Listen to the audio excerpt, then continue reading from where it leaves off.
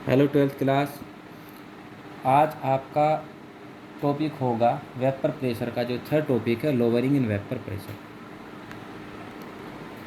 अच्छा, इसको हम ऐसे एक्सपेरिमेंट से समझ लेते हैं। मान लीजिए एक कंटेनर में एक लिक्विड रखा हुआ है, और ये मैं कल आपको बताया था कि जो इस लिक्विड की वेपर्स होती हैं वो उस पर एक प्रेशर डालेंगे जिसको हम कहते हैं इस लिक्विड का वेपर प्रेशर। मान लीजिए वो वेपर प्रेशर P है। अब हमने क्या किया, इस लिक्विड में कोई नॉन वोलाटाइल इम्प्योरिटीज़ हमने मिक्स कर दी,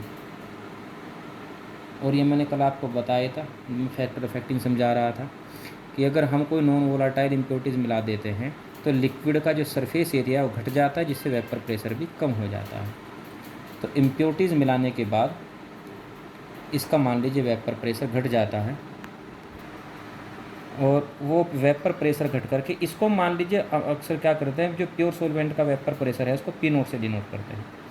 तो ये तो आपका प्योर सोलवेंट का वेपर प्रेशर। और जब हमने इसमें कोई नॉन वोलाटाइल इम्प्योरिटीज़ मिक्स कर दी, तब इसका वेपर प्रेशर डिक्रीज़ हो गया और घट करके मान लीजिए हो जाता है P। यानी कि जब इम्प्योरिटीज़ मिक्स करेंगे तब क्या बन जाएगा, सॉल्यूशन। तो प्योर सोलवेंट का वेपर प्रेशर हमेशा ज़्यादा होता है और सॉल्यूशन का वेपर प्रेशर हमेशा कम होता है।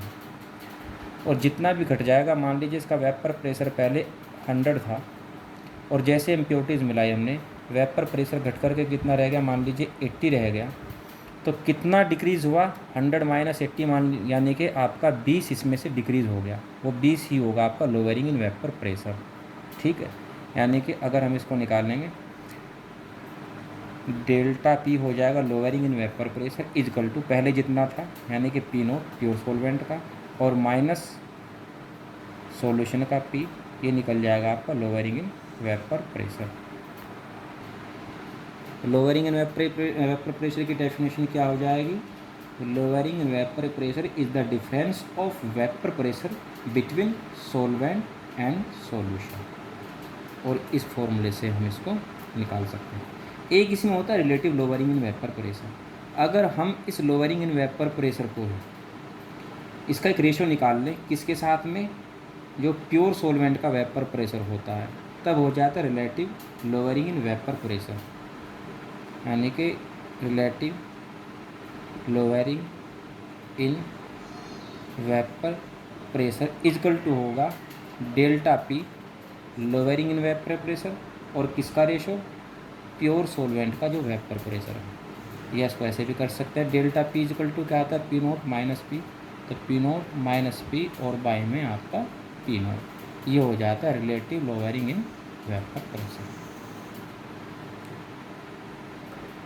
अच्छा, यहाँ पर एक चीज़ का आपको ध्यान रखना है, हम इसमें जो इम्प्योरिटीज़ मिला रहे हैं वो नॉन वोलाटाइल ही होनी चाहिए, क्योंकि नॉन वोलाटाइल ही वेपर प्रेशर को डिक्रीज़ कर सकती है। अगर हमने इसमें इम्प्योरिटीज़ मिलाई और वो वोलाटाइल है तो वेपर प्रेशर को डिक्रीज़ करने के बजाय वो इंक्रीज़ कर देगी। तो लोअरिंग इन वेपर प्रेशर केवल तभी निकाला जाएगा जब इम्प्योरिटीज़ आपकी नॉन वोलाटाइल है। नॉन वोलाटाइल का मतलब जो वेपर की फॉर्म में नहीं जा सकती, जैसे कि मान लीजिए आपने सोल्ट या शुगर मिला दिया वाटर में, तो ये नॉन वोलाटाइल है। और अगर आपने आयोडीन या एल्कोहल इस तरह की कोई और दूसरी इम्प्योरिटीज़ मिला दी, तो एल्कोहल या आयोडीन क्या होते हैं, वो खुद वेपर की फॉर्म में आ जाते हैं।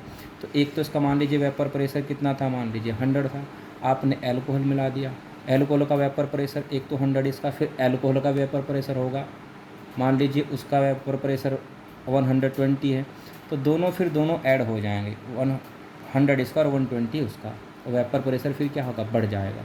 तो ध्यान रखना है, हमेशा जब भी इसमें इम्प्योरिटीज़ मिलाएंगे वेपर प्रेशर केवल तभी गिरेगा, यानी कि लोअरिंग इन वेपर प्रेशर केवल तभी होगा जब हम उसमें इम्प्योरिटीज जो मिला रहे हैं वो नॉन वोलाटाइल होगी। नेक्स्ट टॉपिक आपका हो जाएगा राउल्ट्स लॉ।